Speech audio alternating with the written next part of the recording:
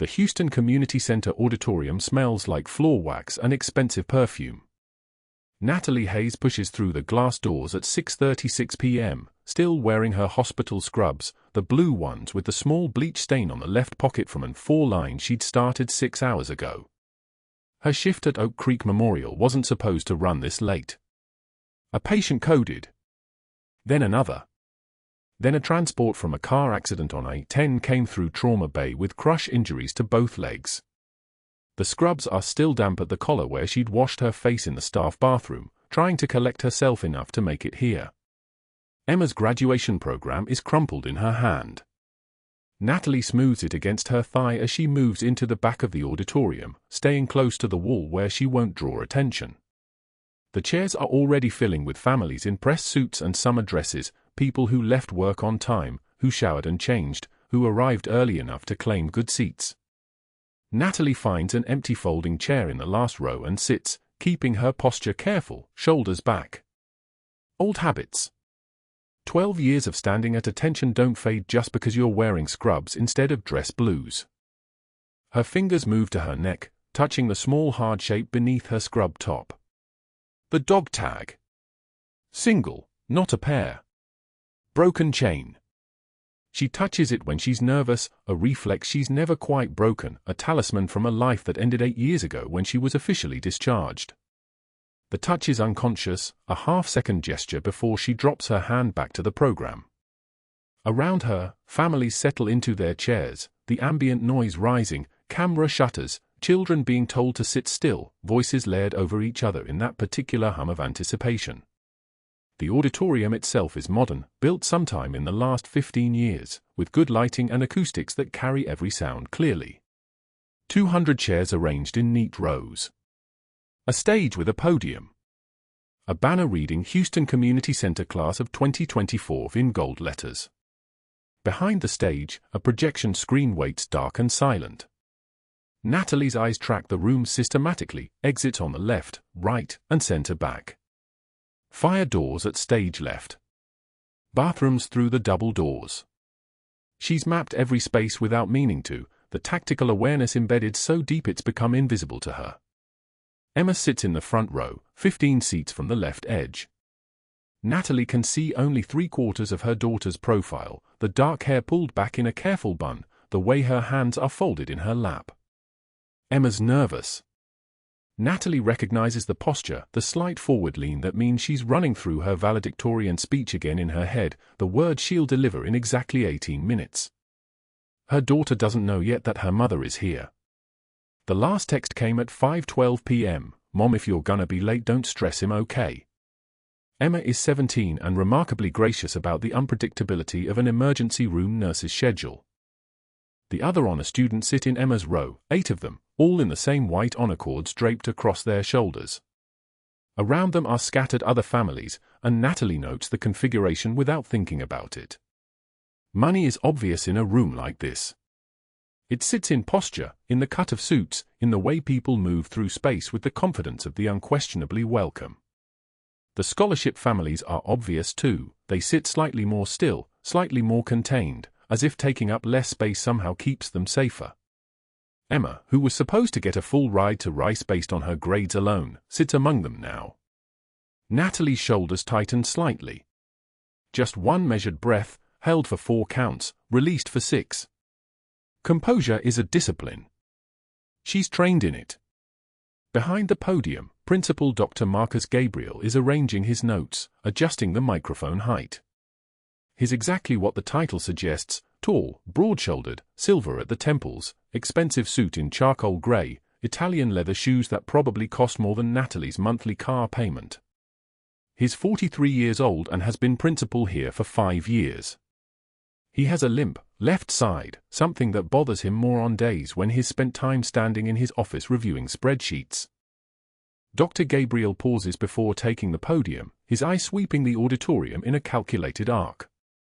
He's counting heads, assessing the room, reading the crowd like someone who's practiced at using moments of attention. His gaze passes over the front rows, lingering on the families he recognizes, the Hendersons in the second row, whose sons' tutoring bills they pay to him personally through an arrangement that doesn't appear anywhere on school ledgers, the Chens, whose daughter got bumped up to honors track despite scoring below the cutoff, a decision that came 2 weeks after their donation to his Excellence Foundation nonprofit, the Kowalskis, whose private school consulting contract somehow always funnels families toward his recommendations. Natalie watches him work the room, and something in the way he calculates it makes her chest tighten. 17 years of reading people in crisis, patients who are lying about their pain levels, families who are hiding financial problems, doctors who are covering up mistakes, leaves you with a particular kind of radar. She doesn't know Dr. Gabriel's specific angle yet, but her body recognizes the architecture of it. Calculated. Deliberate. Profitable for someone. His eyes continue their sweep. Left wall. Center section. Right wall. And then the back row. Where Natalie sits in her damp hospital scrubs, her hair still slightly wet from the bathroom sink rinse, her hands gripping Emma's program like it's a life preserver. Dr. Gabriel's eyes pause. Not for long, maybe 2 seconds, but Natalie feels the weight of it, the assessment. She sees his slight frown, the way his eyes catalogue the scrubs, the exhaustion, the general dishevelment of someone who has had an emergency room afternoon. She watches his expression shift, just barely, from warm principal energy to something slightly more dismissive. The kind of look a person gives the custodian who arrives to clean up after the event has started. Natalie doesn't flinch. She's received that look before. Many times. In different uniforms, from different people who didn't know what they were looking at. Dr. Gabriel turns back to his notes, the moment of acknowledgement complete. He's already catalogued her as background, as the kind of family who couldn't quite manage the full performance of excellence, the matching outfits, the perfect timing, the visible financial stability. He takes a breath, straightens his tie, and steps to the podium as the remaining conversations in the auditorium fade to silence. Good evening, his voice comes through the speakers, warm and resonant, and welcome to the 2024 graduation ceremony of our finest students. The applause is immediate. Natalie joins it, her hands coming together automatically, her face arranged in appropriate pride. Her fingers touch the dog tag again, just for a moment, before dropping back to the program. 3 rows ahead, she doesn't notice the young man in marine dress blues, uniform starched to knife-edge precision, medals arranged with perfect spacing on his chest, the name tape reading Clayton on his pocket, shift slightly in his chair. Doesn't notice how his eyes find hers in the back row and stay there for exactly 3 seconds before he looks away. Doesn't notice the way he leans slightly toward the Marine sitting next to him, the one in the adjacent row, some silent communication passing between them that sets off a chain reaction through all 6 of them, seated in different sections of the auditorium, each in full dress blues, each with the same expression of recognition. They see her too. But she doesn't see them yet. Not yet. Natalie is watching Emma, watching her daughter's shoulders relax slightly as Dr. Gabriel begins his remarks about family investment and excellence and the bright futures ahead. She's watching the pride on Emma's face, unaware of her mother's late arrival. She's thinking about the car accident on I-10, about the 34-year-old woman whose femur was shattered and who coded twice on the operating table. About the OR nurse who asked her to double-check the blood products because something felt wrong, and Natalie had found a typographical error in the blood bank system that would have resulted in an ABO incompatibility transfusion. She's thinking about how that patient will probably walk again because of 30 seconds of attention to detail. She's touching the dog tag. And she has no idea that in exactly 11 minutes, everything in this auditorium is going to change. Principal Dr. Gabriel stood at the podium, his tailored suit catching the auditorium lights like burnished armor. The Houston Community Center's vaulted ceiling amplified his voice, a calculated instrument, measured and warm as he called families to stand and be recognized by profession. Doctors first. They rose in a cluster near the front, their pinstriped confidence radiating like a command presence. The crowd erupted in applause, genuine and sustained. Dr. Gabriel nodded as if they'd all personally cured cancer that morning. Our physicians, he announced into the microphone. The backbone of any community. More applause. Natalie watched from the back, her fingers unconsciously touching the dog tag beneath her scrub top, the broken chain cold against her collarbone even through the fabric. Next came the lawyers. They stood with the particular posture of people accustomed to being heard, and the applause continued, slightly warmer than before, as if the audience sensed they were in the presence of authority. Dr. Gabriel smiled. Our legal minds. Protecting our futures. The engineers followed. Accountants. Business owners. With each profession called, the applause accumulated like compound interest, each group feeding off the approval of the last.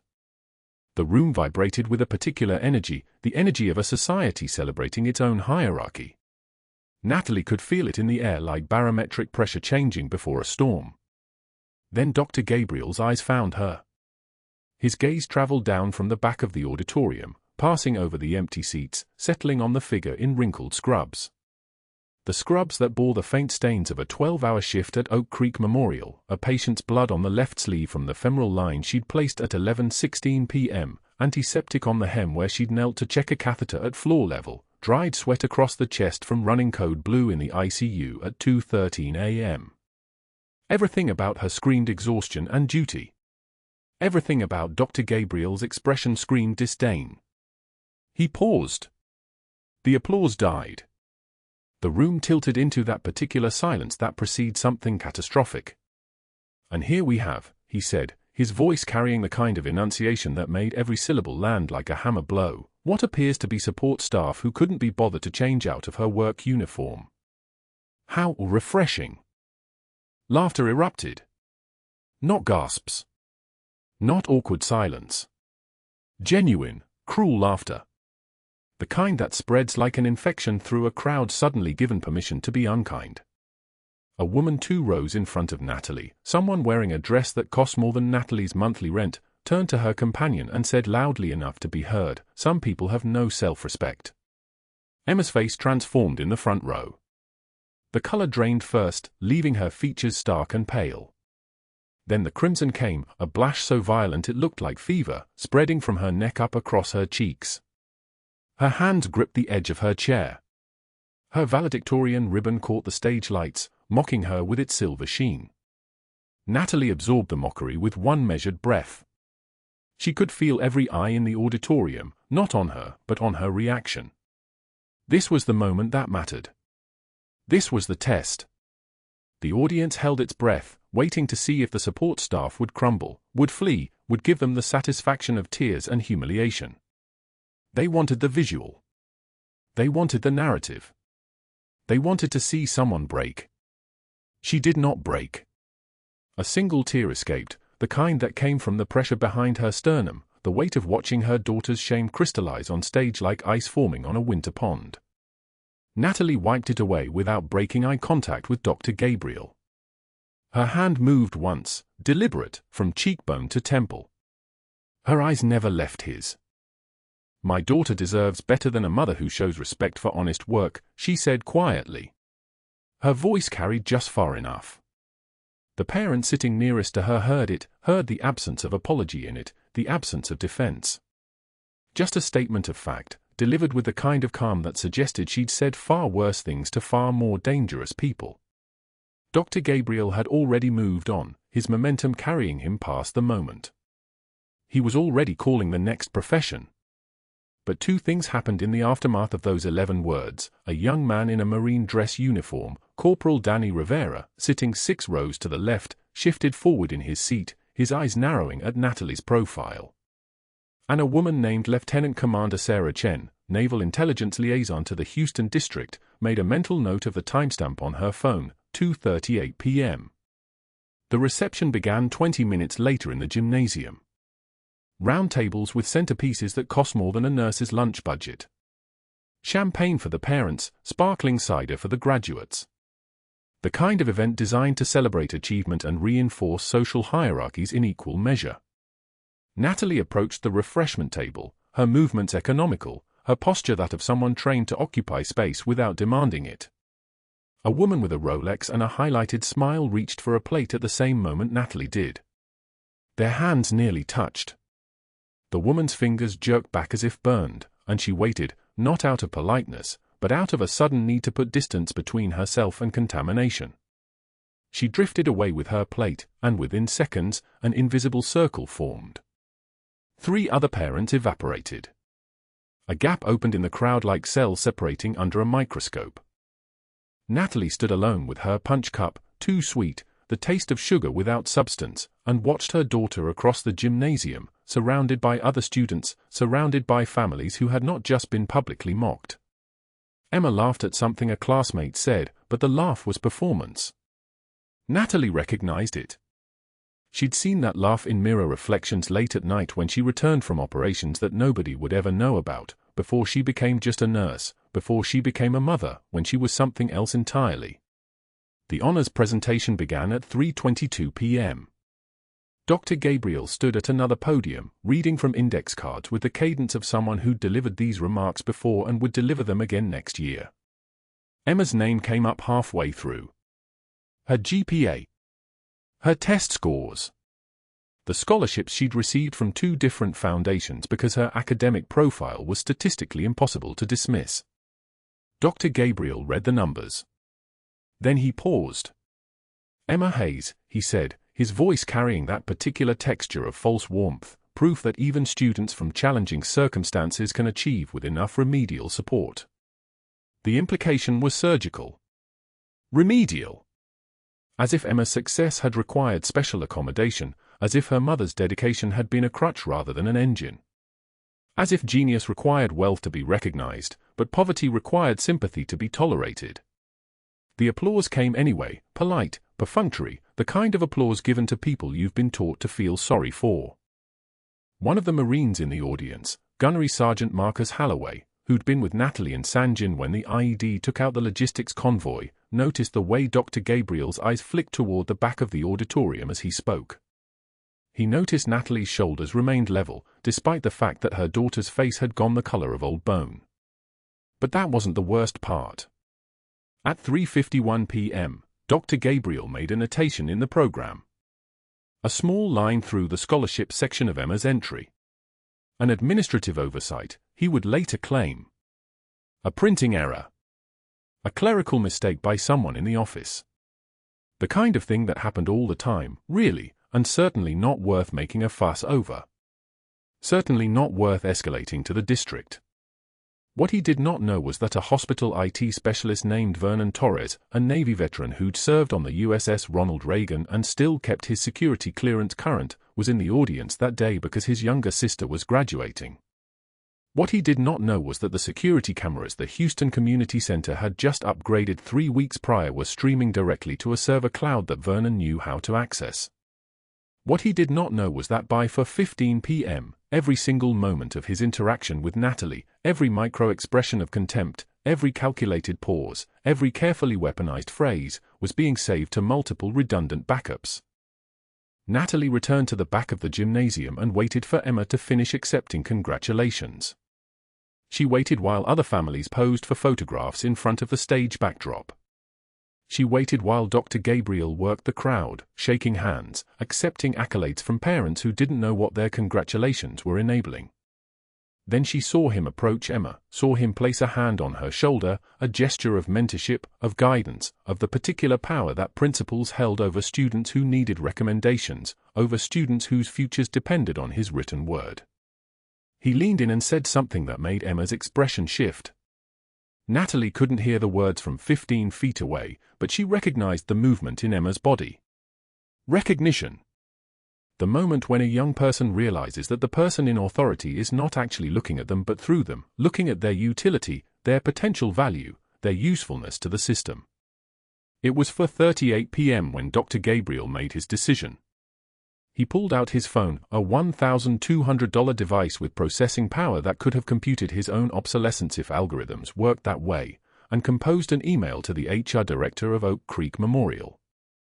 The subject line was staff concern, and the body text outlined a vague concern about a nurse whose attention seemed divided, whose presence at the facility might require evaluation, whose commitment to professional standards might be worth reviewing. He didn't name Natalie directly. He didn't need to. The timing, the vague implications, the suggestion that someone in administration should look into her file, these were the tools of strategic competence. These were the moves of a man who'd learned that you didn't need to accuse directly, you just needed to make the right phone calls to the right people. He hit send at 4:39 p.m. He had no idea that it would take 18 minutes for Natalie's entire identity, 2 decades of classified operations, a Navy Cross citation that was redacted to the point of uselessness, a service record that existed in compartmentalized databases that civilian hospitals were never supposed to access, to begin its unraveling. He had no idea that the email he'd just sent was about to trigger a cascade of protocols that would eventually require a general officer to appear in a gymnasium with dress medals and an explanation. What he did know was that he'd just made a very dangerous woman look at her daughter's tears with a different kind of clarity. Emma's voice carried across the Houston Community Center auditorium with the clarity of someone who had rehearsed these words 1,000 times. "I want to thank my mother," she said, her hand gripping the podium edge, "who worked double shifts so I could have every opportunity." Her eyes found Natalie in the back row. "She taught me that real strength isn't about titles or recognition. It's about showing up, even when nobody's watching." The audience applauded. Natalie felt her throat tighten. Emma continued, moving into the next paragraph of her speech, her voice steady and proud. But 3 sentences in, something shifted. Her hand gripped the podium harder. Her breathing became shallow, quick, irregular pulls of air that didn't seem to fill her lungs properly. She paused mid-sentence, her eyes widening slightly as she looked down at her chest as if surprised by what her body was doing. "I believe that," Emma's voice wavered. She touched her sternum. "I believe." Her vision blurred. The auditorium tilted in a way that had nothing to do with stage lights. Her heart wasn't beating. It was vibrating. Fibrillating. The electrical system of a 19-year-old girl's heart had simply decided to stop following the rules. Emma's knees buckled. She fell backward, her body hitting the stage floor with a sound like a dropped equipment case, heavy, final, wrong. The microphone shrieked feedback. Teachers froze in the wings. Parents stood up from their seats, confusion shifting instantly to horror as a girl in a white graduation gown lay motionless under the hot lights. Someone screamed. Then the paralysis broke and chaos consumed the auditorium. A parent dialed 911. A teacher knelt beside Emma, unsure what to do. Another parent was already filming on their phone, the blue glow of the screen a small island of digital documenting while Emma's chest remained still. Natalie moved before her conscious mind caught up with her body. She vaulted over the row of seats in front of her, not climbing over them like a civilian, but moving through space with the economy of motion that came from 15 years of running into burning buildings and collapsed structures. Her shoes cleared the armrest. She hit the auditorium floor running, covering the 30 meters to the stage in the time it took 3 adults to process what they were seeing. Her legs remembered. Her lungs remembered. Her hands remembered the weight of another human being who needed air that their own body had forgotten how to get. She was on the stage. She was rolling Emma onto her back. She was already positioning her hands, heel of the right hand in the center of Emma's chest, left hand locked on top, fingers interlaced and lifted away from the ribs. Her arms locked straight. Her body weight came down, and the compressions began at a rhythm that came not from counting but from muscle memory and the BGs staying alive that had been burned into her training so many years ago that it felt like breathing. 30 compressions. 1. 2. 3. The ribs compressed beneath her hands. Good compression depth. She could feel the heart moving against her palms. Push the blood. Keep the brain alive. Every second of oxygen matters now. 30 compressions. 28. 29. Call 911. Natalie's voice cut through the auditorium like a command, not a request. Clear the stage. Someone get me an AED now. Her voice had dropped an octave. The timid nurse in the scrubs had vanished. This was a major. This was combat medicine. This was a Marine who had done this in the field while IEDs still rattled windows. The AED appeared in 30 seconds, a teacher sprinting from the gymnasium office. Someone called 911. Parents were being moved back by other faculty, though 3 or 4 phones were still recording, capturing the moment that Principal Dr. Gabriel's careful social architecture was about to collapse into irrelevance. Natalie continued compressions. Her eyes were locked on Emma's face. Her daughter's skin was already taking on that waxy quality that meant the brain wasn't getting oxygen. 14 seconds without perfusion. 16. 20. Every second was neurons dying. Every second was potential permanent damage unless the heart rhythm could be restored. Pads, Natalie said, not looking at the teacher holding the AED. The woman fumbled with the device, pulling out the electrode patches with shaking hands. I don't know how. White on right. Red on ribs. Natalie continued compressions without breaking rhythm. Do it now. The pads went on. The AED's automated voice began analyzing the rhythm. Natalie could already feel what the machine would find: no organized electrical activity. Just a heart vibrating uselessly, a 19-year-old girl drowning in her own chest because the electrical system had misfired. Shock advised, the AED announced. Prepare to shock. Security guards had started moving toward the stage. One of them, a man built like a refrigerator in a blue shirt, reached out and grabbed Natalie's arm. You need to step back. We need to let. She has 30 seconds before brain damage becomes permanent, Natalie said without stopping compressions. She didn't look at him. Her eyes never left Emma's face. Release me. The EMTs are 3 minutes out, another voice said, Dr. Gabriel, his face the color of old newspaper.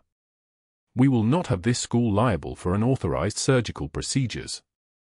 You need to stop this immediately. 3 minutes. 180 seconds. A human brain dies in 4 minutes without oxygen. Emma had maybe 90 seconds of margin left. The AED delivered the shock. Emma's body convulsed, her spine arching as 200 joules moved through her chest. Natalie waited the required seconds, the machine reanalyzing, and when the rhythm remained unchanged, she was back to compressions. 1 and 2 and 3 and 4. Her shoulders moved in perfect vertical alignment. The compressions were deep. Effective. Born from carrying wounded Marines through Sanjin Valley when helicopters couldn't land and the only thing between death and the field hospital was her hands and her will. The security guard tightened his grip on her arm. I'm sorry, you have to.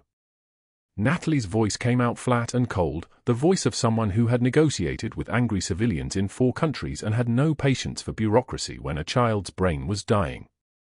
Release me or I will break your arm. She meant it. Her tone made that clear. He released her. She continued compressions. 30. 25. 20. 15.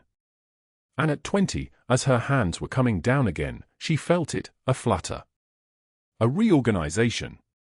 The heart remembering what it was supposed to do. Check rhythm, the AED said. Natalie paused. She was aware, in the distant way that combat medics become aware of peripheral threats, that Dr. Gabriel was on his phone. That security was moving closer. That her scrub top had torn, the fabric splitting along the shoulder seam when she'd vaulted over the seats. That the single dog tag on its broken chain, the one she wore under her clothes, had swung free and was now visible against her chest. The metal caught the light. She could feel it. She could see the exact moment Dr. Gabriel's eyes focused on it, on the identification number engraved on the metal, and she could see his face go from angry to confused to something approaching pale. Sinus rhythm, the AED announced. Emma's back arched as she gasped, her lungs suddenly remembering how to pull oxygen from the air. A wet, desperate breath. Then another. Her eyes fluttered open without seeing anything, her body alive again because a woman in torn scrubs had not accepted the principal's authority as greater than a child's right to continue existing. The EMTs arrived 150 seconds after that first gasp. They took over without question, setting up their own equipment, preparing the stretcher, treating Natalie with the respect they would have given any medical provider who had just saved a life. But Dr. Gabriel was already moving. He was at the stage entrance. His voice was different now, higher, faster, the voice of a man whose carefully constructed world had begun to develop cracks. Security, I want her removed from this premises immediately. She's interfered with a medical emergency. She's exposed the school to liability. Get her out. 2 security guards approached, uncertain. Natalie was still kneeling beside the stretcher, monitoring Emma's breathing, checking her pupils. Emma was alive. That was the only metric that mattered. You need to come with us, one of the guards said, and his tone was apologetic. He'd seen what she'd done. Everyone had seen it. I'm going with my daughter to the hospital, Natalie said. Her voice was steady. Her composure had returned, the calm of someone who had already survived the worst and found that survival required very little emotional energy. She stood up. The second guard reached for her arm. Dr. Gabriel's orders. You need to. Dr. Gabriel just made a decision, a voice said from the audience. A young man in a marine dress uniform was standing. His chest was covered in ribbons. His face was focused on Natalie with the intensity of someone seeing a ghost. His lips moved, and the words came out as a whisper that somehow carried across the suddenly quiet auditorium, Valkyrie. The security guard's hands clamped down on Natalie's shoulders with the weight of institutional authority, 2 men in navy blazers with radios clipped to their belts, moving with the certainty of people who'd never been told no by a nurse in scrubs. They pulled upward, trying to separate her from Emma's still convulsing body. The gymnasium fell silent except for the sound of their boots scraping tile. Natalie's hand stayed locked in position, fingers pressing between Emma's ribs with the precision of someone who'd done this before. 13 seconds. She could feel the arrhythmia still firing, chaotic electrical impulses that felt like holding a bird having a seizure inside a ribcage. She has 30 seconds before brain damage, Natalie said, her voice dropping into the register that came from having given orders in places where volume meant death. You cannot interrupt this now. It wasn't a request. The authority in those 8 words made one of the guards hesitate, but the other pulled harder, his fingers digging into the torn fabric of her scrub top. She didn't resist. She couldn't. Resisting meant breaking her hand position, meant stopping compressions, meant Emma's brain began dying. Instead, she adjusted her stance, keeping her hands locked on her daughter's sternum while her body was dragged backward incrementally. 30 seconds now. 40. Dr. Gabriel appeared at the edge of her peripheral vision, his face flushed with something that looked like panic but moved with the precision of calculation. He'd seen her vaulting over seats. He'd seen the parents' phones come out. He'd seen the moment when his control of the narrative evaporated like sweat under stage lights. Now he was reasserting dominance the only way left to him, by making her the criminal instead of the savior. Stop, he commanded, his voice sharp enough to cut. This woman is just a nurse without proper medical credentials to treat a student on school property. You're interfering with a lawful removal. He turned to the 2 guards, his shoulders back, his tone the careful instrument of someone accustomed to being obeyed. Remove her from the auditorium. Now. The guards tightened their grip. Natalie kept her hands moving, 45 seconds now, Emma's chest rising and falling under the force of her compressions. The ambulance sirens were distant but audible through the gymnasium's open doors, maybe 2 minutes out. Emma needed to survive the next 90 seconds. Everything else was noise. But the guards didn't know that. They only knew their boss had given them an order dressed up in the language of law. They yanked upward with more force, and Natalie's shoulders burned as her scrub top tore along the seam, a sound like fabric surrendering, small but distinct. The broken chain around her neck caught on the tear, and the dog tag swung free, catching light as it pivoted outward. A single piece of military-grade titanium with her name stamped in raised letters. Natalie saw it happen in the moment before it disappeared back beneath the torn fabric, saw a parent's phone camera track the movement, saw the calculation flash across someone's face. Her hand moved without conscious thought. Not to grab the tag, that would break position. Instead, she turned her shoulder inward instinctively, a muscle memory from 17 years of keeping secrets. The dog tag disappeared back against her chest, but the damage was done. Someone had seen it. The broken chain glinted one more time before being swallowed by the torn scrubs. 55 seconds. The guards dragged her backward in 3 discreet jerks, and Natalie transferred the compressions to her fingertips, maintaining pressure as long as possible before her hands separated from Emma's body. She stepped backward to avoid falling, her legs moving in coordination with the guards' momentum, and the motion was so smooth it might have looked like compliance. It wasn't. It was the practiced retreat of someone who'd learned long ago that sometimes you have to let them win the battle to survive the war.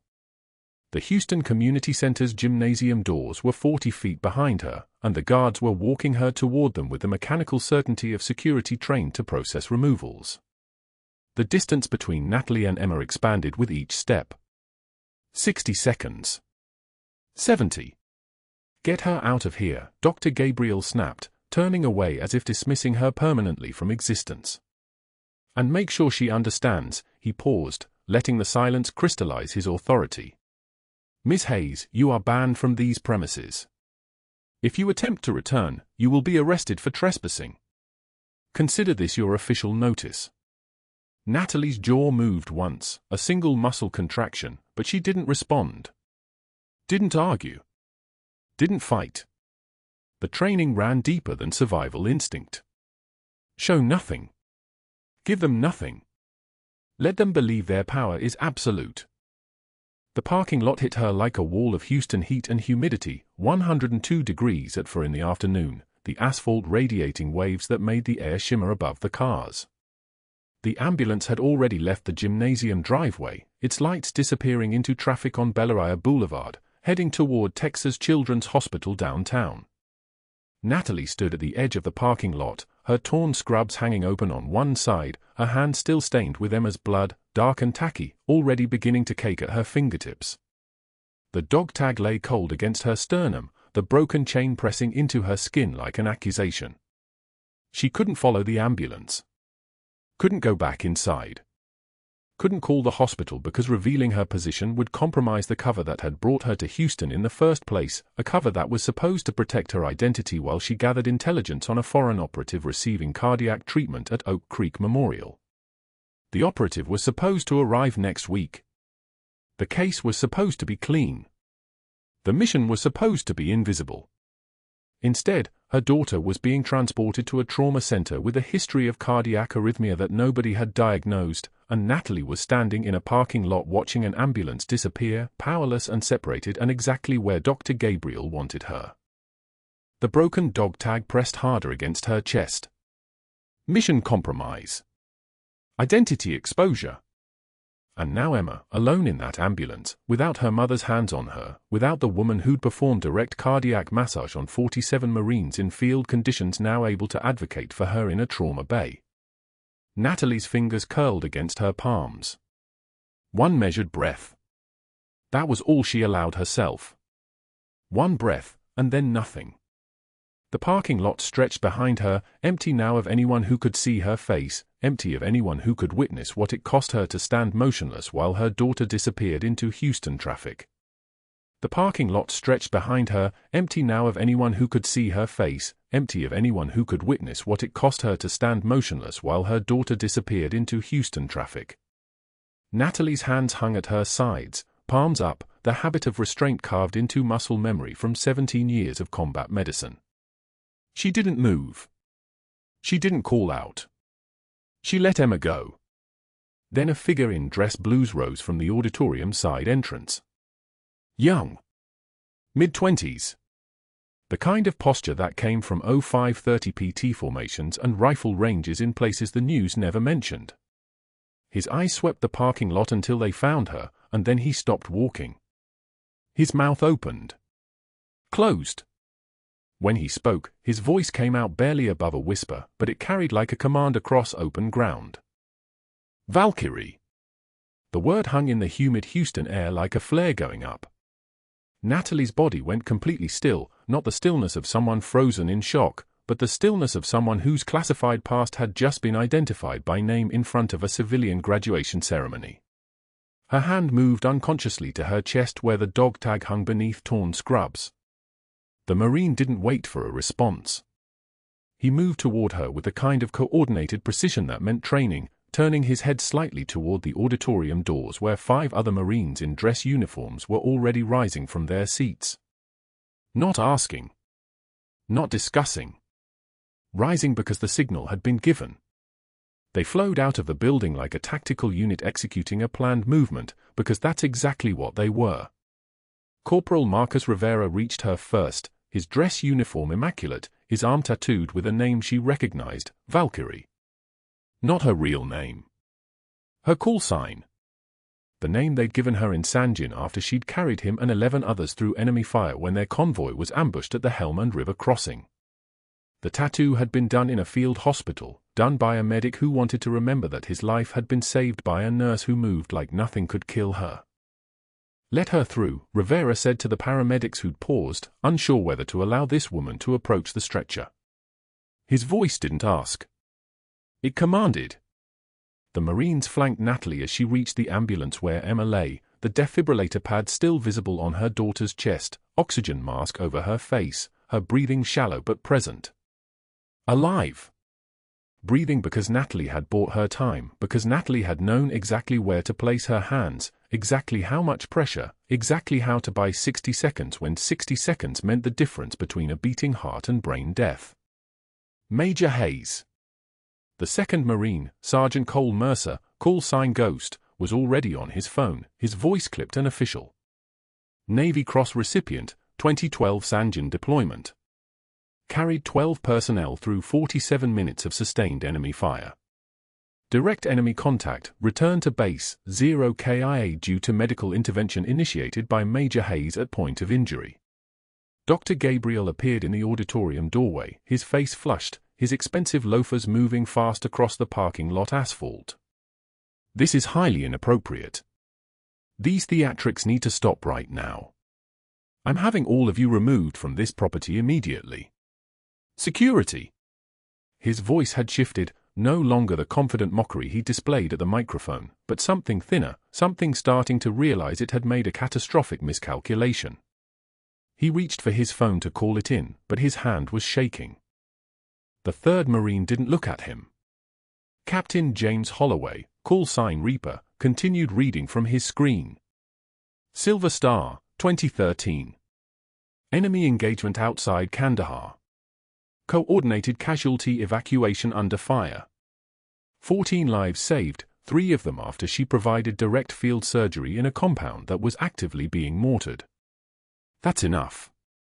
Dr. Gabriel's voice cracked. I don't care what her background is. She is not a credentialed physician.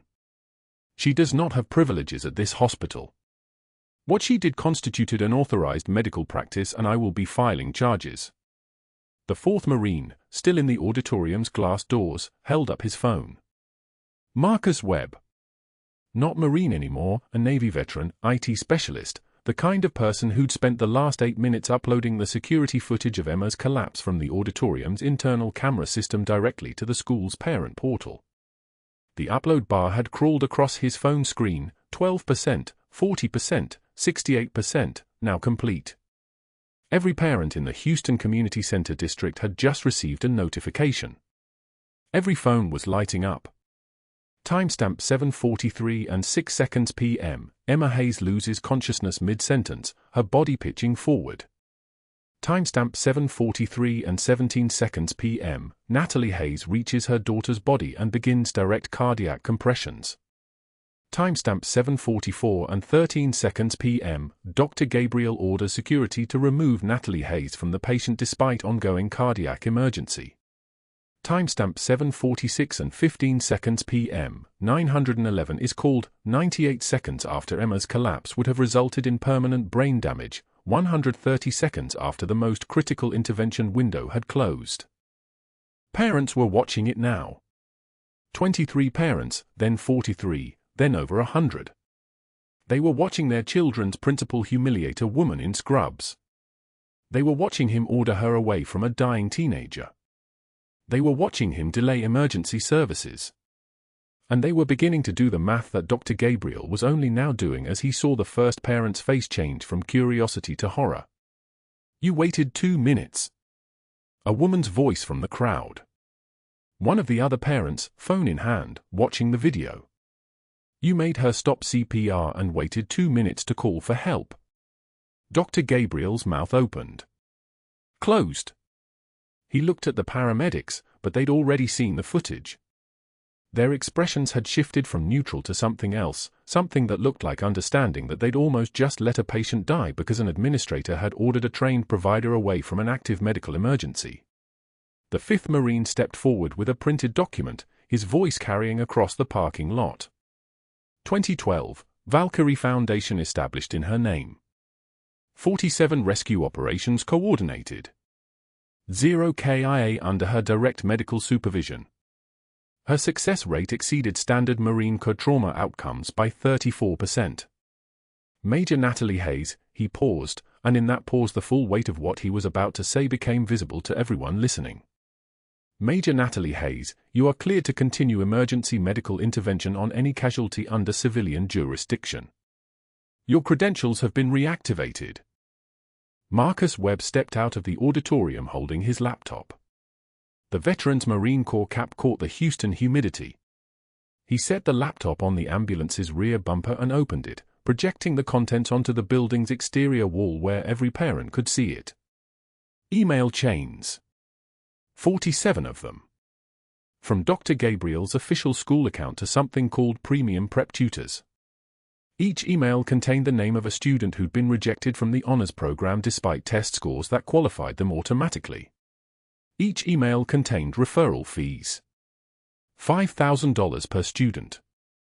3 years of referrals. $340,000 in undisclosed income flowing from a school administrator to his brother-in-law's private tutoring company. That student there. Webb pointed at the email highlighted in yellow. Emma Hayes. Perfect ACT score. Denied honors placement. You rejected her because her mother sent you an email asking why your placement criteria didn't match your published standards. Dr. Gabriel's face had drained of all color. He looked like something carved from wax, something that had just realized it had spoken its own confession out loud 3 days ago when a parent had overheard him in the parking lot saying, "That nurse's brat was going to torpedo my entire operation if I put her in honors with the other kids. Her mother keeps asking questions.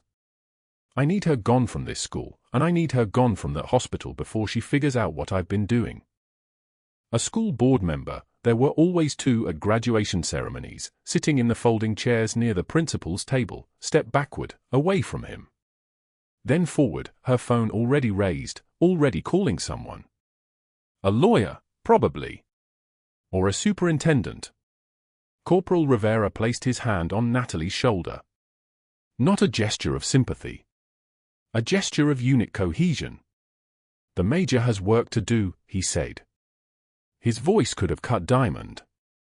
EMTs, the patient's family gave us standing orders. Major Hayes retakes lead on this patient. No exceptions. No discussion. You follow her protocols. You execute her treatment plan. You keep that young woman alive. Do we have an understanding? The paramedics didn't argue. They'd seen the video. They'd seen the emails. They understood, in the way that professional people understand when the moral ground has shifted completely, that the woman in torn scrubs was exactly the person who needed to be standing over their stretcher right now. Natalie moved into the ambulance without hesitation. She was still in scrubs. Still soaked in Emma's blood and her own sweat from 30 seconds of life-saving intervention. Her hands found the fall line. Found the oxygen. Found the cardiac monitor leads. Her voice dropped the half-octave shift that happened when she moved from civilian nurse to combat medic. What's her last recorded rhythm? Sinus arrhythmia, unstable. BP 94/61 and falling, a paramedic answered immediately. 14-gauge double access. Hang O negative. 1 mg epi 4 push, repeat every 3 minutes. I need a 12 lead if we get organized rhythm. She looked at Emma's face, her daughter's face, oxygen mask fogging, chest still rising and falling, alive because 6 Marines had decided in that split second that when someone says Valkyrie, you move. The ambulance doors closed on her. Through the window, Dr. Gabriel stood alone in the parking lot while Marcus Webb's laptop still displayed his deleted emails in 20-foot letters on the building's wall. He tried to move toward the laptop, some instinct toward damage control, but Sergeant Mercer simply stepped in his path. Didn't touch him. Didn't need to. Just stood there in dress blues with a tattoo of Valkyrie on his forearm, waiting. The ambulance siren screamed to life. 3 blocks away, Oak Creek Memorial's trauma team received the notification that a pediatric cardiac patient was en route with a major in charge of care. They scrambled, not because it was emergency protocol, but because somewhere in the Houston medical community, everyone knew what it meant when Major Natalie Hayes was heading toward your hospital with her hands on a patient. She didn't break eye contact with Emma as the ambulance accelerated. Her daughter's heart was still beating.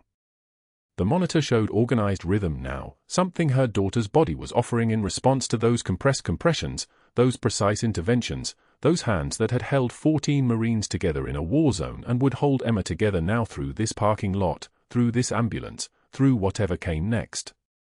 Behind them, Dr. Gabriel watched the ambulance disappear into Houston traffic. In front of him stood 6 Marines in dress uniforms and 1 Navy veteran with a laptop full of evidence that his world had just ended in the time it took for one heartbeat to stop and another to be forced back to life by someone he'd called support staff. Behind them, 43 parents were sharing the security footage on social media.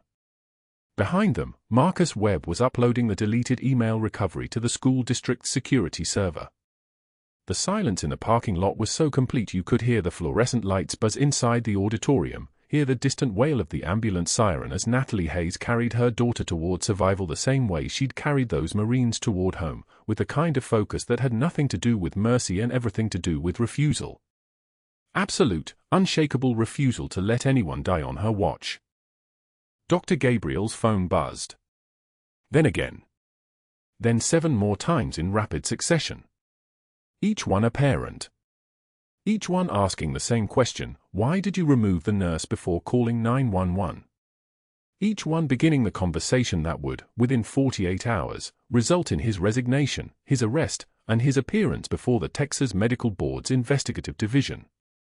But that was still to come. Right now, he just stood in the parking lot and understood, for the first time, that he had made a catastrophic error in judgment about someone whose name he didn't even know, but whose call sign had just been broadcast across an entire community.